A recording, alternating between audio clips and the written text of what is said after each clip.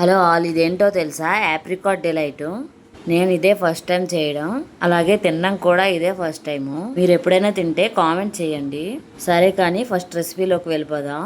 First ఆప్రికాట్స్ని వేడి నీళ్ళలో వేసి 2-3 అవర్స్ నానబెట్టుకోవాలి. నెక్స్ట్ ఆ నీళ్ళతో సహా ఆప్రికాట్స్ని ఒక ప్యాన్లో వేసి ఉడకపెట్టుకోవాలి. ఇందులోనే కొంచెం పంచదార కూడా వేసుకొని బాగా ఉడికాక చల్లగయ్యాక మిక్సీ వేసుకోవాలి.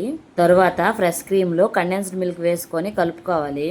చెప్పడం మర్చిపోయా, కస్టర్డ్ కూడా రెడీ చేసుకొని పెట్టుకోవాలి.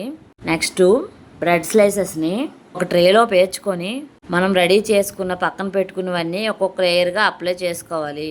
ఫస్ట్ బ్రెడ్, తర్వాత కస్టర్డ్, తర్వాత ఆప్రికాట్ పేస్ట్, అలాగే ఫ్రెష్ క్రీమ్ కూడా వేసుకొని మొత్తం స్ప్రెడ్ చేసుకోవాలి. అలాగే పైన గార్నిష్ కోసం బాదం, పిస్తా, ఆప్రికాట్స్ని కూడా చిన్న చిన్న ముక్కలుగా కట్ చేసుకొని వేసుకోవచ్చు.